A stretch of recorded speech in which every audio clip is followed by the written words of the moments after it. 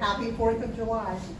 We will begin by singing all three verses of hymn number 437, This Is My Song.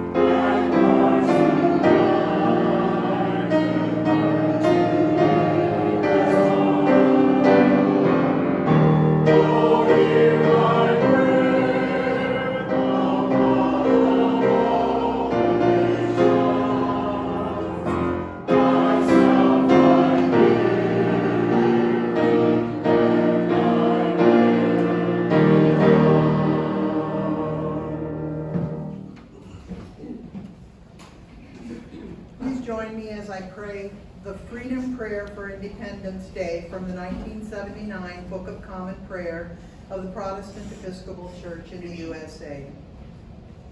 Lord God Almighty, in whose name the founders of this country won liberty for themselves and for us, and lit the torch of freedom for nations then unborn, grant that we and all the people of this land may have the grace to maintain our liberties in righteousness and peace, through Jesus Christ our Lord, who lives and reigns with you and the Holy Spirit, one God, forever and ever. Amen. Our program today is America, a land of immigrants and refugees. The definition of an immigrant, according to Merriam-Webster, is a person who comes to a country to take up permanent residence. Likewise, a refugee is defined as one that flees, especially a person who flees to a foreign country or power to escape danger or persecution. This morning we are privileged to hear from some of our own foreign-born church family. They have been defined by their immigration or refugee status as our own forebears once were. The most beautiful part of the American experience is that as we become the polyglot of being labeled an American, We can remain ethnically who we are: Polish American, Native American, Italian American, African American, and so many other beautiful combinations. Please hold any questions you may have until each story has been told. Time permitting, you can then direct specific questions to any of the speakers. We're just going to start with Lynn, and we'll move across and end with the Lutzes with a special tribute. Lynn?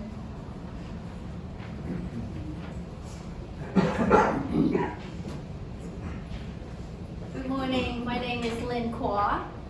How is everybody this morning? Well, last night my husband goes, "You know what you're going to talk about?" And I said, "Oh yeah, I can wing it. It's my own refugee experience. No big deal."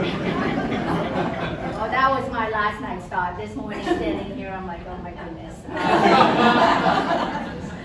So it's actually ironic that I'm actually standing here on July 4th talking to you about my experience, because on July 4th of 1969, basically it defines whether or not I have 50-50 chance of being born.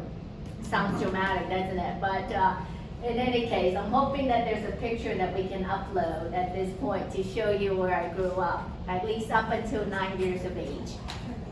So I was born in Vietnam. Grew up in Saigon, and I believe it's called Ho Chi Minh City now. But basically, we live in the city and a five-way intersection. And I was born on July 26th. So on July 4th of 1969,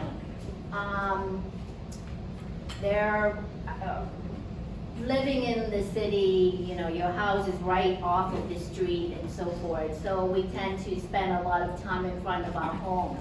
Mom is pretty much in her 9th month with me.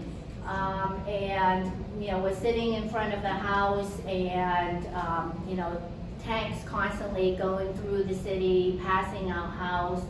And the soldiers actually celebrated July the 4th by shooting up their rifles up in the air, as firecrackers and so forth.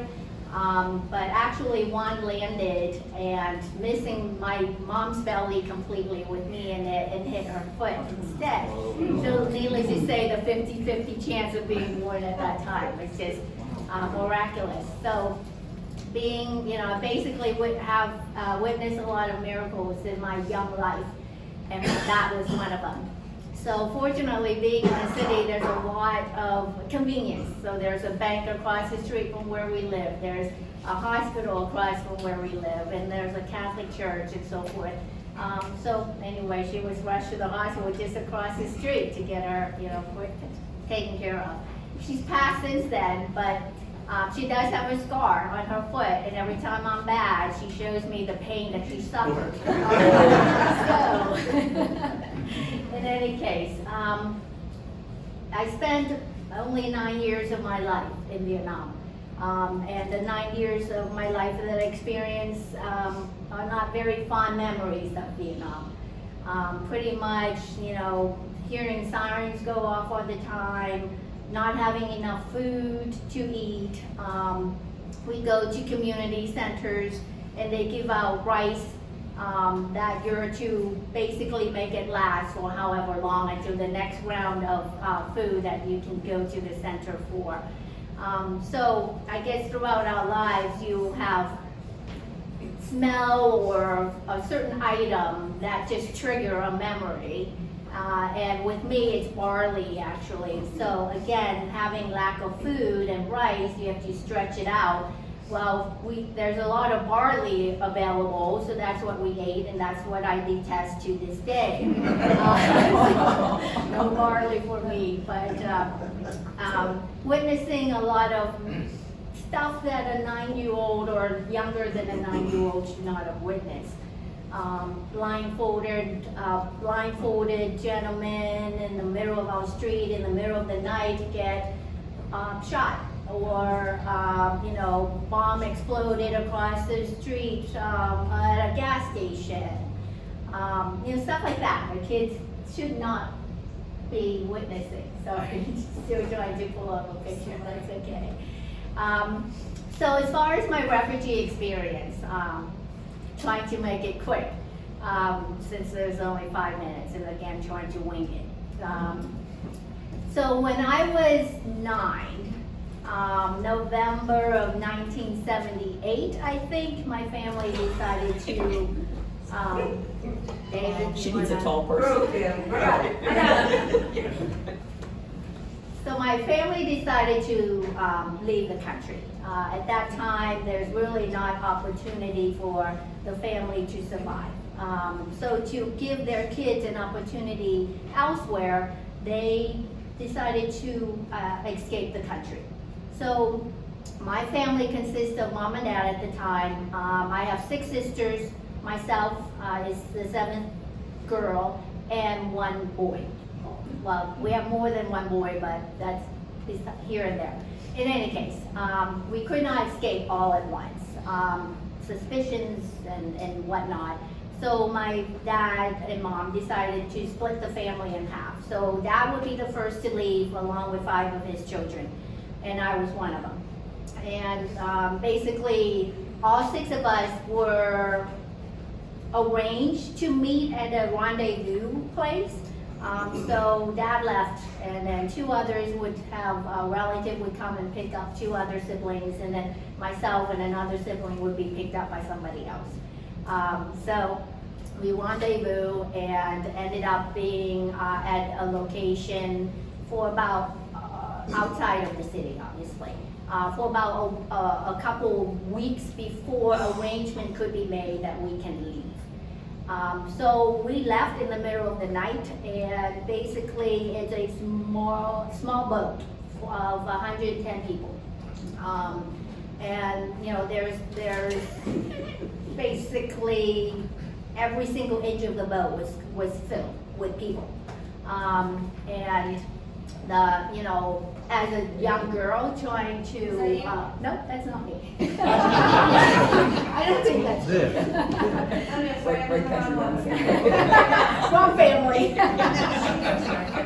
In any case, so as a young girl, again, I'm telling you in the eye of a 9-year-old, right? So you're on this boat, 110 people, and going wherever, to wherever.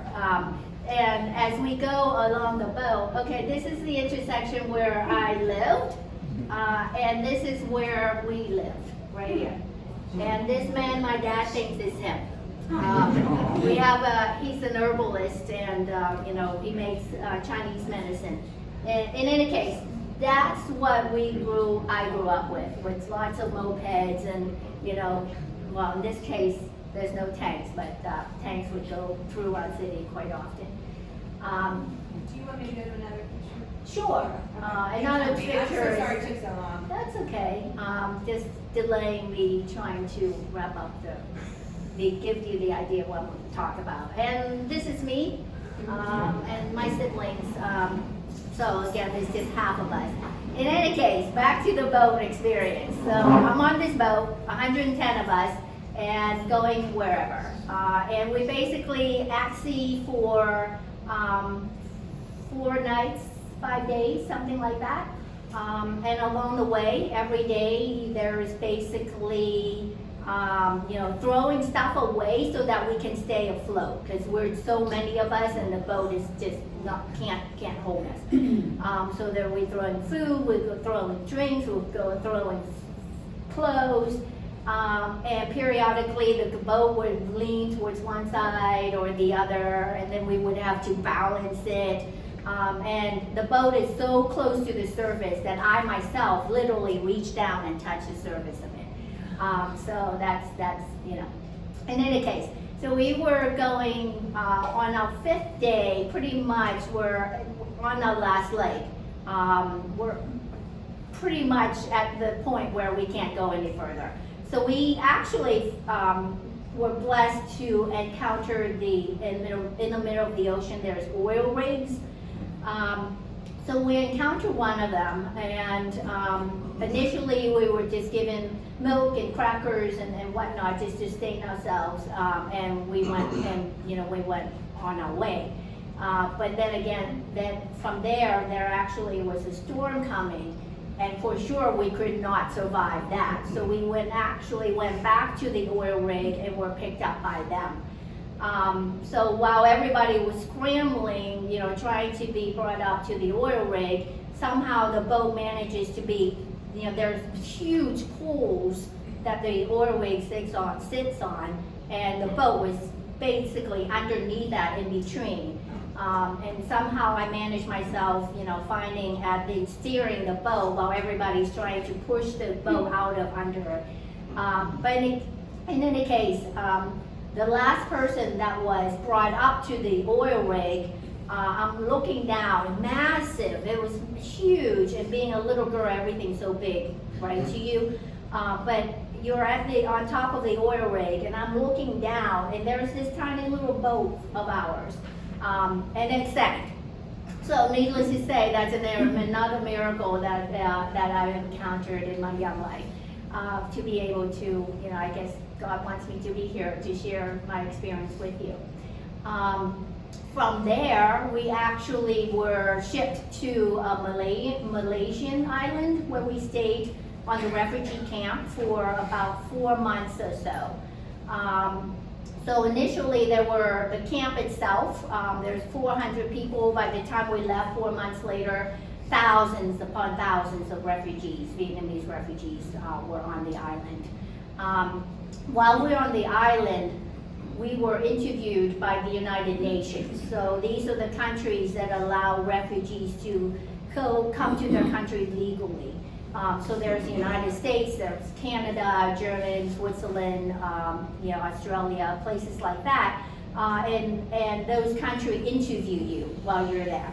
Ideally, the United Nations always try to match you up with families in whatever country that you are going through.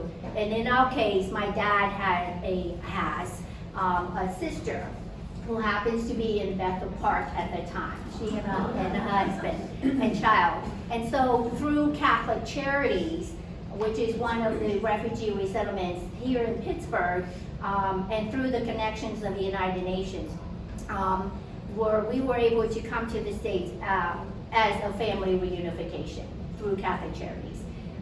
So in any case, basically I had the privilege to I guess, what's the word I'm trying to say? To help those who came after as the refugees through Catholic Charities. So I'm in my early 20s and being able to work for Catholic Charities Refugee Resettlement Program, and was able to pretty much witness as an adult what each individual refugees from different countries went through. And to be able to serve them now, and was able to get that service from them at one point. So we have Bosnians, we have Haitians, we have Cubans, we have, you name it, all of these ethnic groups what came through the Catholic Charities program, and was able to serve that. And I would say that would be my first and the most rewarding job I've ever have encountered in my life. So my 5 minutes up, I think. So I'm maybe 10 now. With that, I don't think we can play a video, but basically and I'll wrap that very quickly. On our 25th year anniversary, my husband and I had the opportunity to go back to Vietnam. And that was my first time since we left the country to go back and see what it was like, and drastically different from what I grew up with. Obviously, very westernized now, and instead of what's the word I'm trying to say? Tanks. Tanks. Thank you, Lydia. Instead of tanks, you see a lot of mopeds and motorcycles, and literally you cross the street in your own life, with your own life, because there's so many of them and they're not stopping for you. So I was able to share that part of my life with my husband, and also was able to explore other parts of the country that as a child I didn't have the opportunity to. So it was a blessing to be able to have gone back full circle. Now I wouldn't go back again, but at least I have that opportunity to share with hubby. So with that said, thank you for listening. Thank you for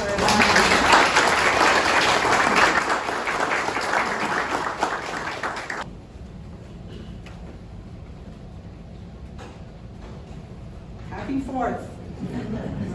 I just realized that I became a citizen in 1973. So I guess I've been here a long time. Miss Lily, can we check, do I have the right pictures? Oh, yeah, okay. Well, that was me when I was about 4 or 5, I guess 5. My brother, my parents. Then down here is the next part of the story. My father was a preacher's kid. He grew up in Hilo, Hawaii, where my grandfather was a minister. And after high school and college, he decided he wanted to be a doctor. But he couldn't, there were no medical schools in Hawaii. So his choices were coming to the mainland or going to China. Well, since you know how preachers those days don't have any money, they don't make their salaries or kind of zilch.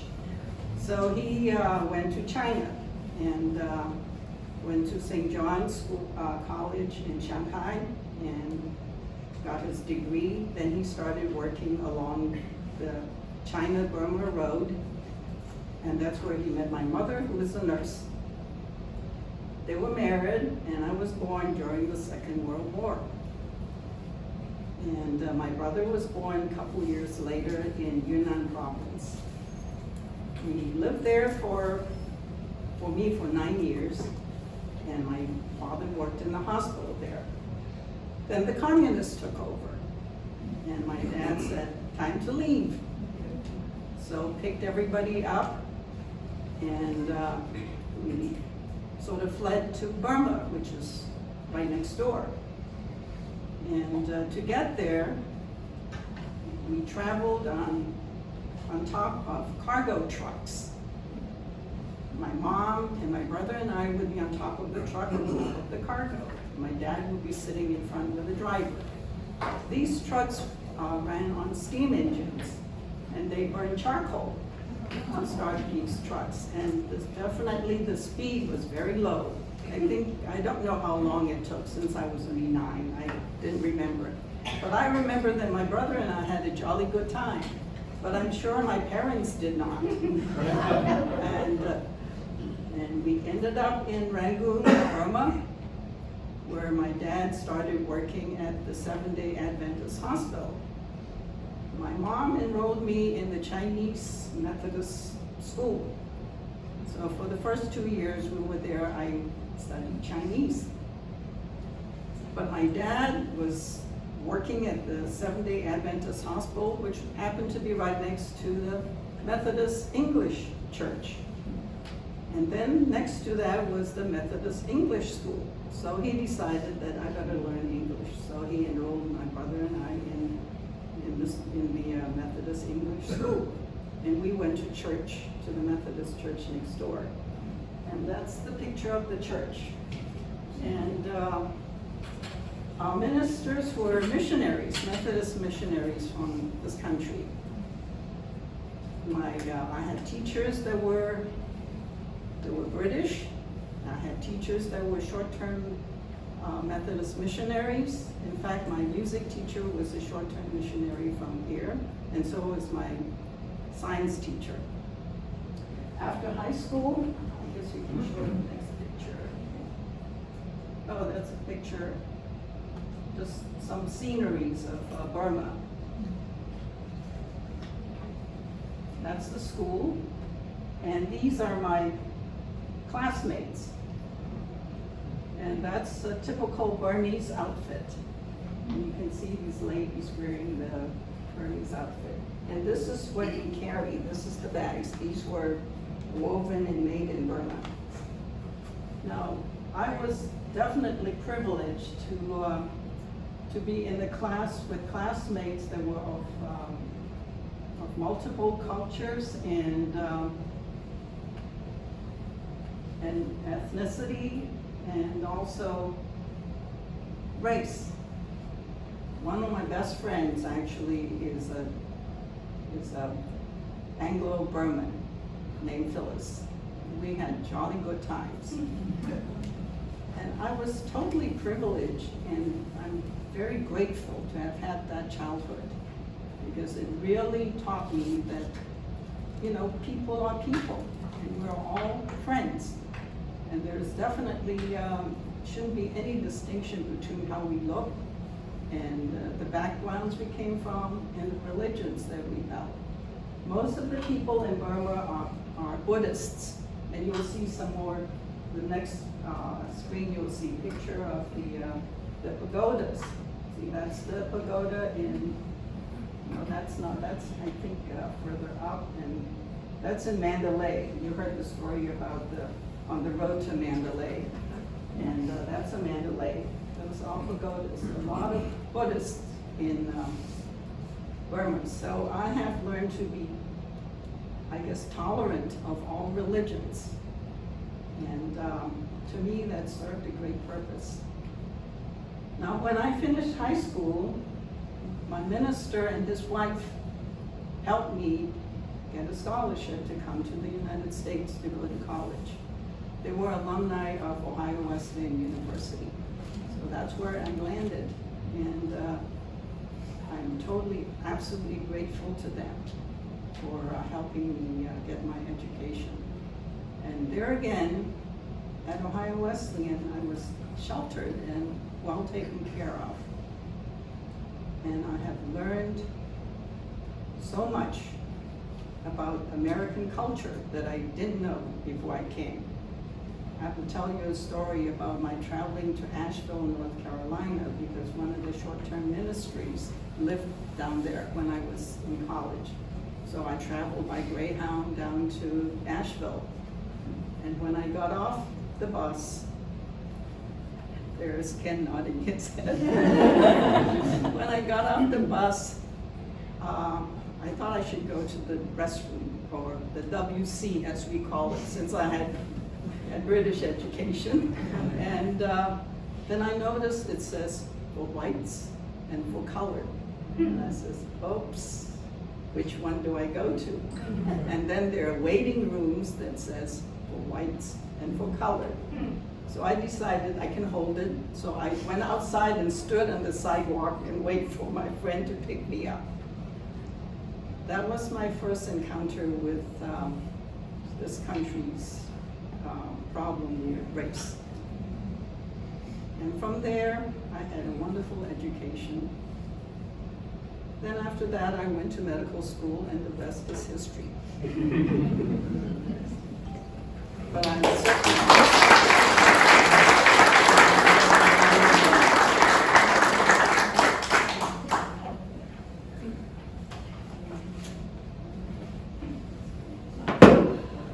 tell you who I am. I'm Barbara Watson.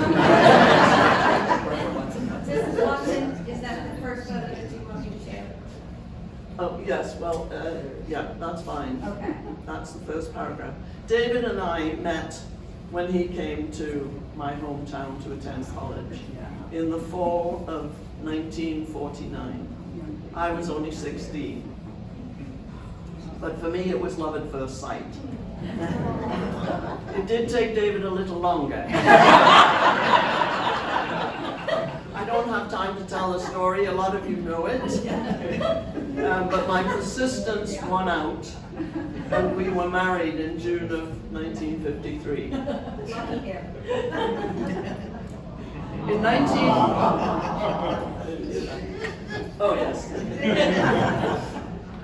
1954, shortly after Judith was born, we made the decision to emigrate to the USA. My aunt had been in the States for over 30 years, and she agreed to be our sponsors, and she gave us a place to live until David could find a job, and we were able to rent an apartment. So we were excited about beginning and began making our plans for emigration, which would take us about a year to complete. So we began the job of selling what we could not take and packing what we thought we couldn't live without. And we booked the cheapest flight. I don't think I have, not flight, sorry, the cheapest ticket on the SS Flan. I didn't have a picture, it's on my phone. But anyway, we left, we were to leave Southampton in October of 1955. Some of the family were able to go with us, to wave us off, and you know, it wasn't forever. We said, we convinced ourselves it was not forever. It was a 5-year plan. And we would be back in 5 years for a visit, or if we hadn't found the streets paved with gold and made our fortune, we would be back for good. So we boarded the ship with an old trunk and 2 battered suitcases and $60. We sailed off into the wild blue yonder, away from the land of our birth, to start a new life away from friends and family, most of whom we would not see for many, many years. The 5-year plan was just a pipe dream. As we approached the Statue of Liberty in New York Harbor, we joined the passengers of the rail, and a man standing next to David said, "Where are you going?" And David said, very excitedly, "We're going to Pittsburgh." And the man's face, you know, "Why?"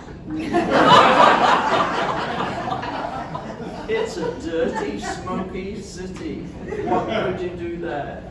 So, anyway, we kind of sloughed that off. We were momentarily a little dashed, but we picked up our excitement.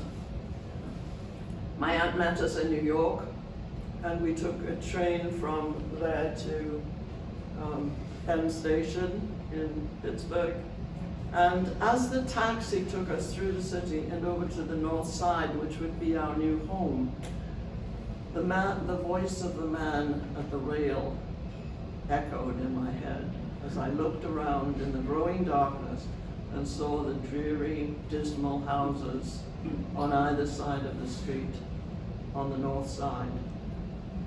The taxi didn't rattle over streets paved with gold, it rattled over cobblestone streets as we headed home to my aunt's home.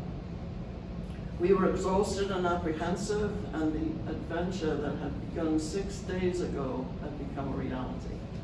The excitement and anticipation of the past months had become an anticlimactic feeling of dread and despair. The long journey was over, and here we are, 3,000 miles from home and family, and it wasn't at all what we imagined. David fortunately managed to find a job within a month of our arrival. We had, of course, Judith, 11 months old. Her birthday was very shortly after we arrived, her first birthday. But David got this job, and those early years weren't easy. We were desperately homesick. Money was tight, and being used to the NHS, the National Health Service, we found that the health system in the US was kind of a drain on our budget. Paul was born in 1956, and we moved into our own, out of our aunt's home and into our own 3rd floor apartment. We were happier again on our own and making new friends. Some of those friends invited us to Ohio Street, Simpson. You move that up? Oh, Here? Or the colored one? this one, yes. This is a reunion that we have with those friends from Ohio Street. Let me tell you about that. When they invited us, friends invited us to attend the church one Sunday morning, and Reverend Ward and the congregation welcomed us with open arms, and we felt at home. And so that became our new home church, the Ohio Street Simpson Methodist Church. Without the care and nurture of the people in the congregation they extended to our family, I suspect that we would not have had the will to go on. They became our surrogate family, and we get together for a reunion. As we age, it used to be a much bigger picture. It's getting smaller and smaller. Of course, we had to miss last year because of COVID, but this year we will be meeting probably in August or September again. We keep in touch. The group is smaller, but we still have great friendships and many wonderful memories. David joined the Methodist men's group, the choir, a quartet, but it was at one of those Methodist men's groups at Drummondville that David made his decision to go into the ministry. After 9 years of working at Mosley Safe Company, he began the journey to, seminary in Washington, D.C. And we served a church, we served a circuit with 3 churches the first year, but he did so well he got a 4th added. So he commuted to Washington, D.C. on a Monday, came back on a Friday, and then 4 church services on a Sunday morning. One of the, I think it was the district superintendent visited us, and we were in the car racing from Castle Shannon to Mount Morris Church one Sunday morning. He was driving, and he said something about the devil being in the back seat of the car because he had to go so fast to reach Mount Morris from Colson. From Castle Shannon, and then we would have Taylortown at night, but we had Castle Shannon, Mount Morris, and then Bald Hill, and then Taylortown at night. So it was a busy 3 years at seminary. David's mother and younger sister managed to visit while we were in Mount Morris. My mother was able to visit 3 times while we were in the States. And we have an anniversary today. It was on July the 4th, 1976. The significance of that date, July the 4th, 1976, we made our first trip back to England. And so somebody else had an anniversary on July 4th too. But it's a very significant day. Somehow the streets paved with gold have eluded us, or have they? There are many ways of assessing riches.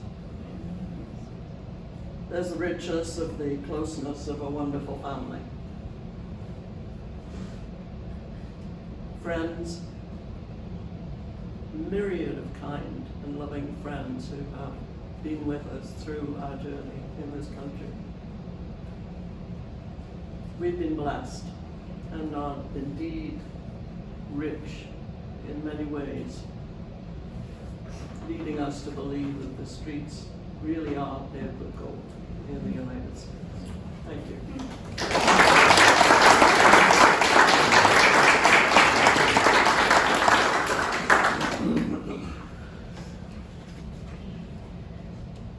7 Kidwelly Road, Clanaravan Way, Cumbran, Monmouthshire, South Wales. That was my address in 1962, when Joe came home one evening with a letter he wanted to share with me. But a little background as to how I got to Wales. I was born in Limerick, southwest Ireland. Upon graduating from school, I left Limerick for Belfast. Here I qualified as a sick children's nurse and as a state registered nurse. During that time, I met the love of my life, Joe. After our engagement, he went to Imperial College in London. Now I wished I'd had an iPhone then. We were married in my Church of Ireland, Parish Church of St. Michael in Limerick, and left for London. Life was wonderful. I got a position as a staff nurse in Tide Street Children's Hospital. But we left London to return to Coleraine, Northern Ireland, where Monsanto had opened a research laboratory. Our daughter Ansley was born there in 1959. Joe transferred to BNS, and so we moved to Wales. But back to the letter. Joe was excited. He'd been invited to come to Mellon Institute in Pittsburgh to do research for a year. I was not excited. I had a garden, I was a member of a badminton team, a church in Chepstow Valley which I loved, and lots of new friends. Knowing it was important to Joe and reassured by him and my parents that the time would go quickly and that we'd be back in time for Ansley to start school, I agreed. We spent a day in London at the American Embassy, signing papers, having a health and character check. No, that's not it. That's it, sideways. That's it. We put our furniture in storage and said our farewells to family. We sailed from Cove, County Cork, Ireland, on HMS Mauritania for New York. And we traveled by train to Pittsburgh and spent 3 weeks in the Webster Hall Hotel. Ansley and I watched Joe going up the steps of Mellon Institute from our window every morning. But I remember the heat. It was May, and our clothes were not suitable. Joe's suits were Irish tweed and wool, as were mine and Ansley's. A lady from the Institute took me down to Kaufman's to remedy this. I was very thankful for that. And a couple from Mellon were going to Europe for the summer, so we moved to their apartment in Shadyside. We got a house in East McKeesport in the fall, where we enjoyed true hospitality. We had wonderful neighbors who were very helpful in advising and answering our many, many questions. We were expecting our second child. We waited until Aylmer was 10 weeks old and returned to Wales. Aylmer developed asthma-like symptoms, and on doctor's advice, we returned to America. Mellon Institute became part of Carnegie Mellon University, and Joe was offered a position on the faculty in the Material Science and Engineering Department of the University of Pittsburgh. Aylmer's health improved, and Ansley was now school age. 4 trips across the Atlantic was enough. That's why I could never get Joe to go on a cruise. So we decided to stay, and we made Aylmer a dual citizen. No, that's past. That's the yeah. And I became a citizen in 1978, and that's that. But while appreciating, yes, I have been blessed in many, many ways, and life is good. But while appreciating the present, I cherish the memories of the past. And I will close with a poem by W.B. Yeats that he wrote while he was away from Ireland. The Lake Isle of Innisfree. I will arise and go now, and go to Innisfree, and a small cabin build there of clay and wattles made. 9 bean rows will I have there, a hive for the honeybee, and live alone in the bee-loud glade. And I shall have some peace there, For peace comes dropping slow, dropping from the veils of the morning to where the cricket sings. There midnight's all a glimmer, and noon a purple glow, and evening full of the linnet swings. I will arise and go now for always, night and day. I hear lake water lapping with low sounds by the shore, while I stand on the roadway or on the pavement's grey. I hear it in the deep heart's core. All right, Ken, go on.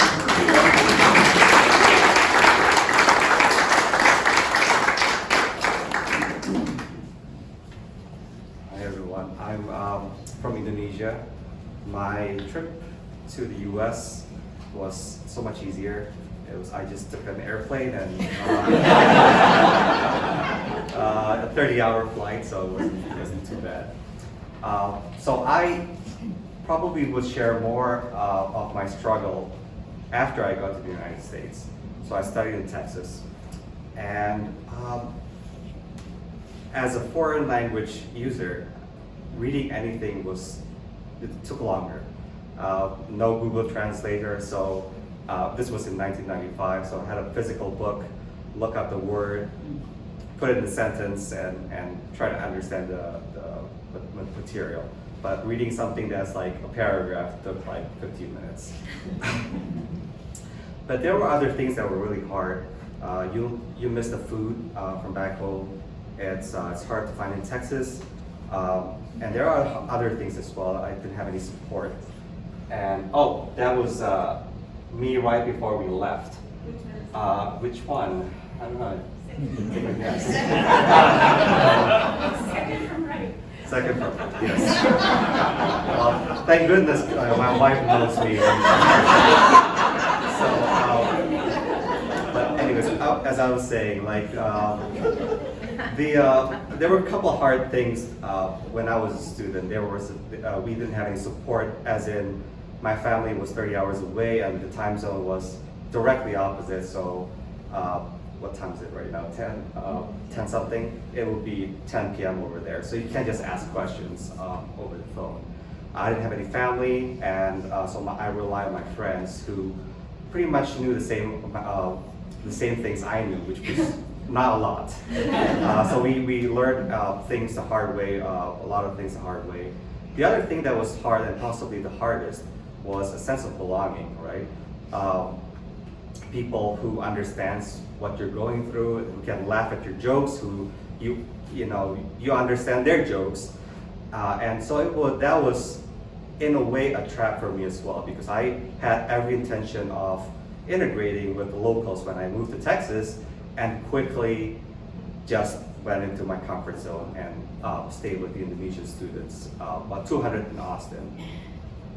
But in terms of money, I was lucky because my family was well enough and they were able to pay for my college, both tuition and living costs. And the tuition, we still had to pay 10 times the local residence pay. So if the local residents at that time was paying about $500 a semester, we would pay about $5,000. And so every semester, my family would transfer money of about $10,000. And most Indonesian students, almost all of them, went to the US for education. And they plan to go back. I was the same thing. I plan to go back to Indonesia, use my education, get a good employment in Indonesia. Now something happened in 1998. And this is our version of the Great Depression in Indonesia. So the valuation of dollars went up 4 times compared to our currency. A lot of businesses got closed, including my family's business. So money just was really scarce. And my family and a lot of other families can't send any more money to the United States. So we were there stuck. On top of that, some people got hungry in Indonesia and they asked the government for help. They were starting to protest on the street and the government kind of lashed out. So that turned into riots, and the president of 32 years stepped down. And we had a time of political instability. So it was hard for us. We have to change our plans. It's now we can't just go back to Indonesia because one, it's unsafe, and number two, there's not a lot of opportunities for us back in Indonesia. Plus, we now have to fend for ourselves, stuck in a different country with not a lot of money. Thankfully, the U.S. government realized this and said, okay, well, we'll change some of the rules for you. Before this, you can't work outside of campus. Now you can. And then before this, you have to take full-time, go to school full-time. Now you don't need to, so you can work.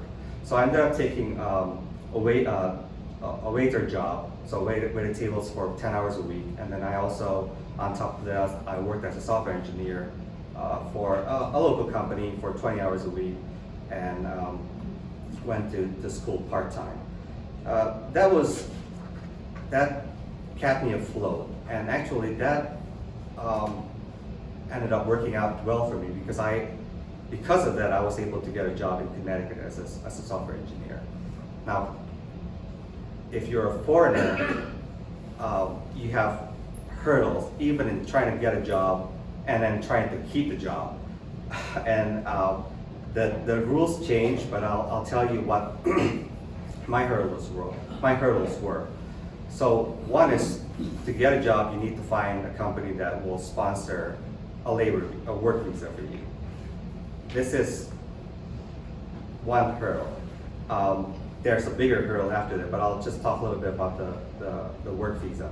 So you can work without a visa 1 year in the United States, but if you want to work after 1 year, you have to get what's called an H-1B visa, and the company dishes out about $2,000. It takes a few months to process, and you can have to stay up to 6 years. So this is not crazy difficult. But after that, if you want to stay further, then you have to get a green card. This is the hard part because the green card takes 4 years, so you have to plan ahead. You have 6 years, so you want to start your green card process quickly enough. I was fortunate. My company said yes to both of them. I got my green card. I started in 2001, right before 9/11, and took 4 years. Got my green card. Got my green card in 2005. And I moved to Pittsburgh, went to Carnegie Mellon University, met my wife Kimberly, and we got married. And then then the issue became like, well, I now have to stay in the U.S. indefinitely. Well, not indefinitely, but I need to make sure that I can come back, without any hassle, right? So we were looking into U.S. citizenship, and there was another benefit because every time we had to travel, there's a lot of anxiety because it's hard for me to travel as an Indonesian passport holder. We were blacklisted, by a lot of countries. So I got my U.S. citizenship in 2017. Now, when I got that citizenship, even before that, it was just all normal. Once I got that citizenship, my perspective changed. I thought, well, I have a voice now to make change in the U.S., right? This is, now it's my home. And so what I did was I made sure that I vote as many times as I can, and when I'm eligible to vote, I vote. So as I was thinking about this story about my journey here and first getting here and then having to stay here, and trying to make it here, I think that we all share similar stories, either ourselves or our parents, grandparents, or great-grandparents.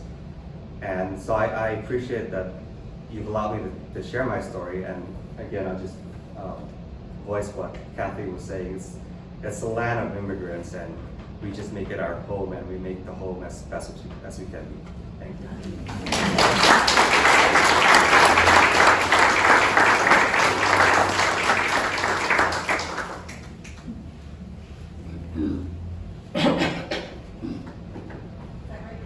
Yes. Let me me introduce you to the Liu family.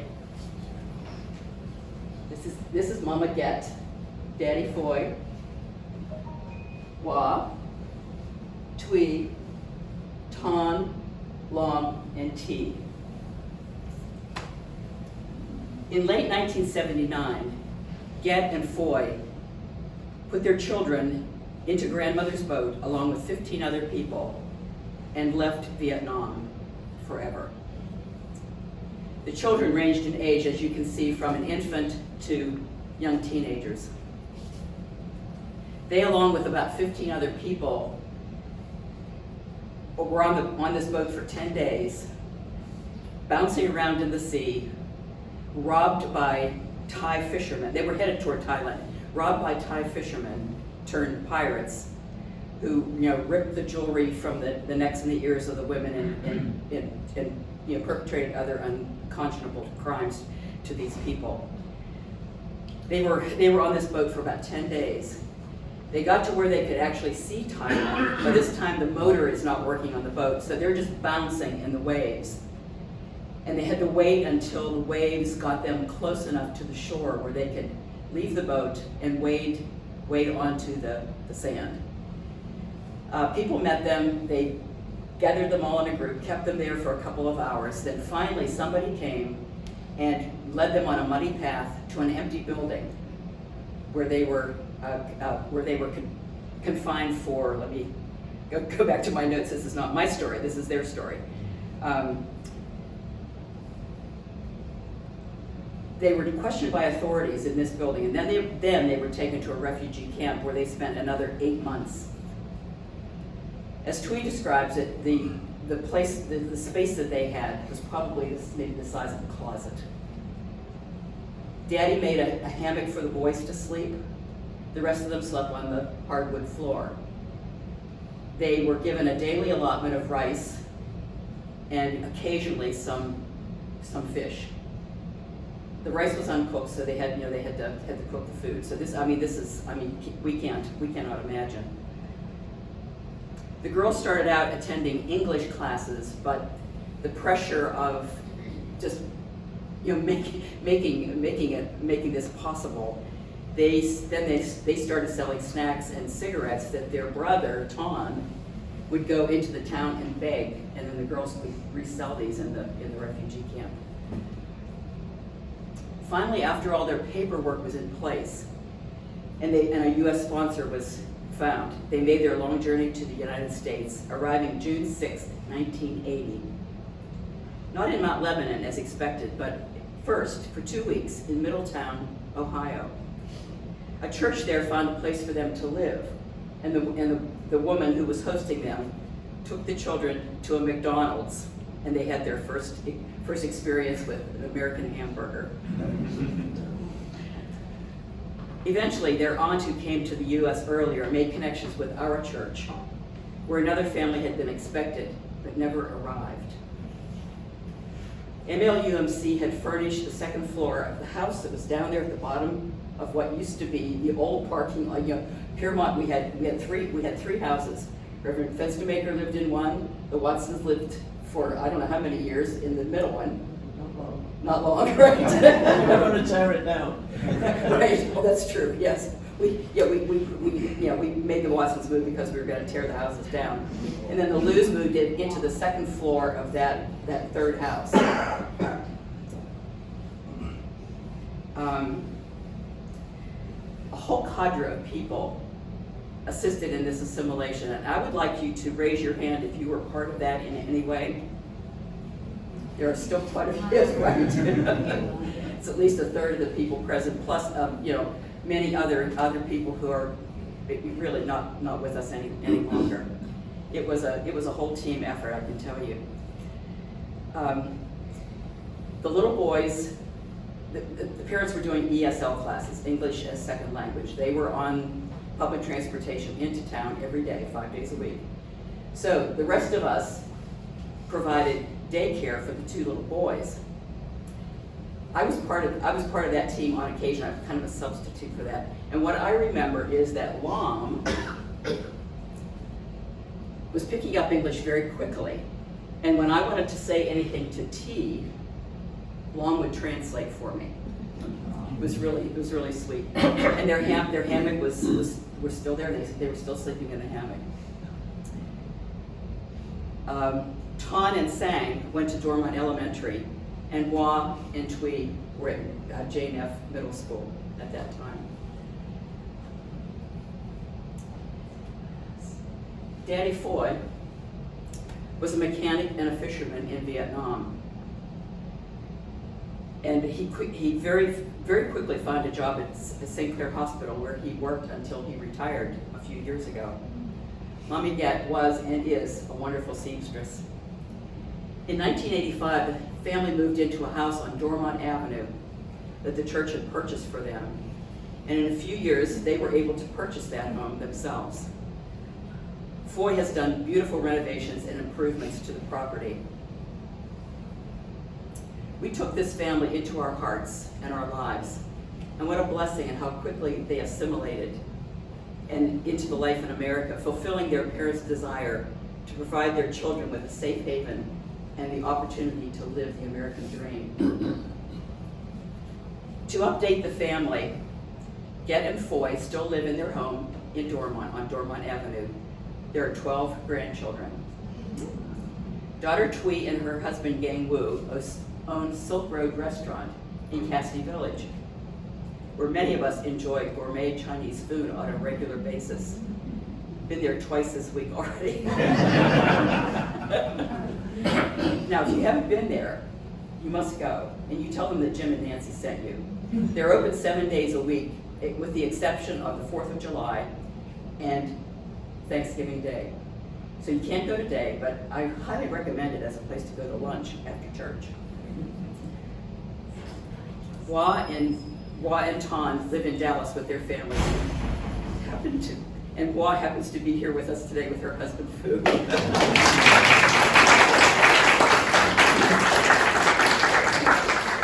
That was my surprise on Tuesday when I went to the restaurant to talk to Twee about her experience, which, I've heard this story many times, but I wanted to make sure I got it all right.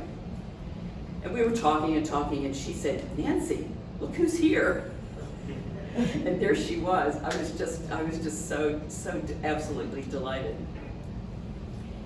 This entire family speaks with so much love and gratitude to their friends at MLUMC, who assisted them and loved them in a very difficult and frightening time.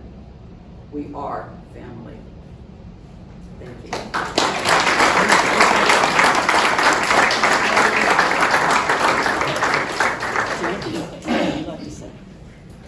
I know we're running a bit over time, but what wonderful stories, very heartwarming. To our speakers, thank you for sharing your stories and choosing to come to America and to be a part of our church family.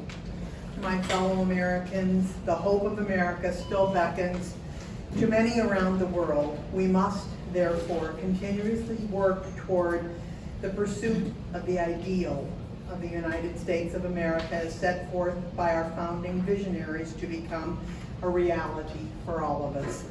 We're going to sing all 3 verses, and is Mitchell still here upstairs? Let's just all stand and sing one verse. Oh, you're stuck with me. Stuck? Oh, no, here he is. Stand and instead of all 3 verses, the first verse of America is Beautiful. 696, you know it, but it's